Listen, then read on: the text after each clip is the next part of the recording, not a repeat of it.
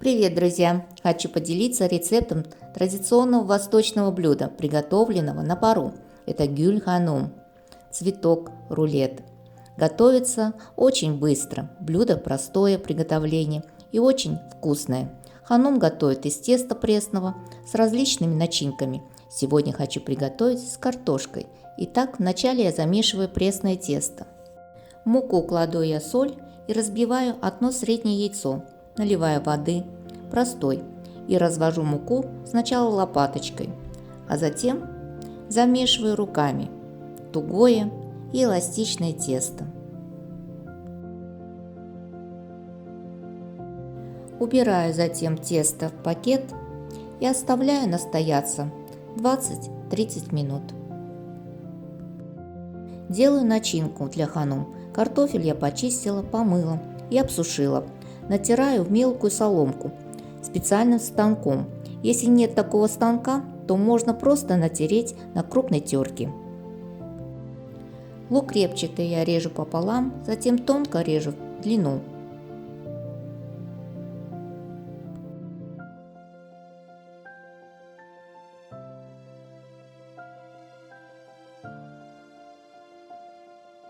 Разрезаю еще раз пополам ножом.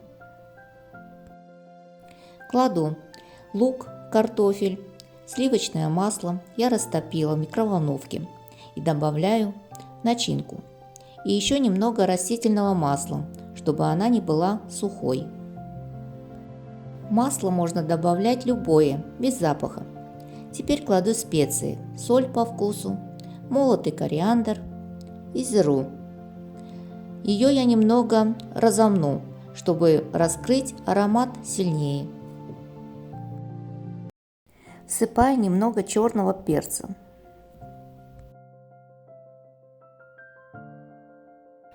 Овощная начинка после соли даст немного лишней жидкости. Ее нужно обязательно слить.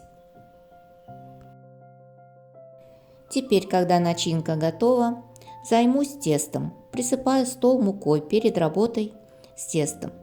Делю его пополам и скатываю в шар. Убираю пока один шар в сторону и буду работать с одним. Ладошками или кулаками продавливаю тугое тесто в лепешку. Присыпаю мукой обильно, складываю пополам и надавливаю. И также проделываю и с другой лепешкой. Беру большую скалку и раскатываю тесто. Так как оно тугое, нужно время для эластичности. Раскатываю насколько можно и убираю в сторону, чтобы немного постоял. В это время раскатываю другое тесто. И так по очереди, пока не получится очень тонкое тесто.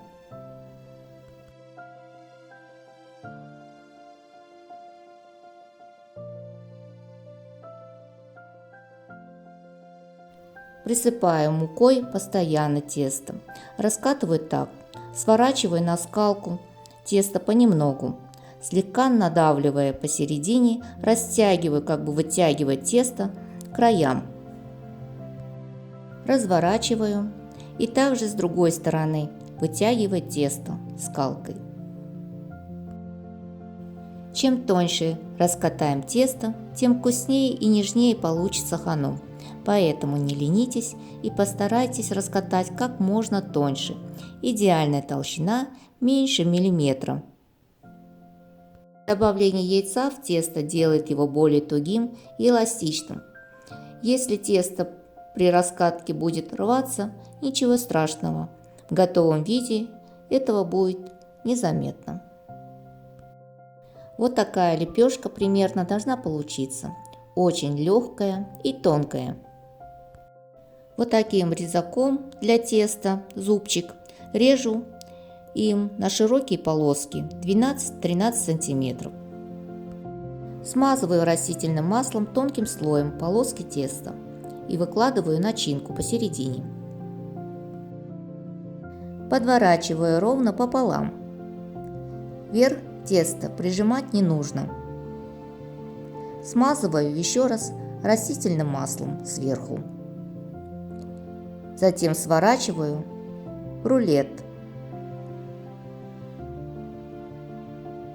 Конец закрепляю снизу. Должна получиться вот такая розочка, мега слоистая.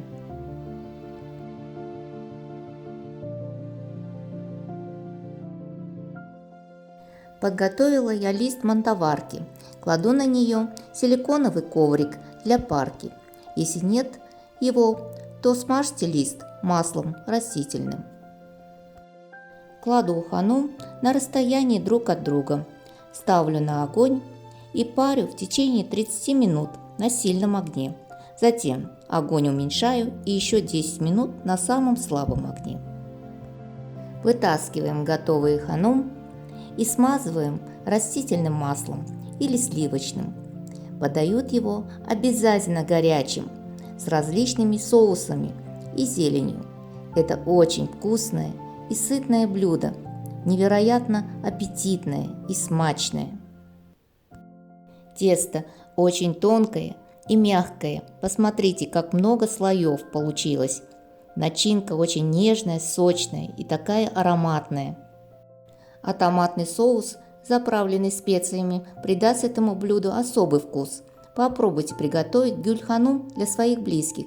Это такое удовольствие вкусное и приятное. Если это видео было полезным для вас, то ставьте смело лайк. Всем хорошего настроения и удачи на кухне. С вами была Наталья. Пока-пока!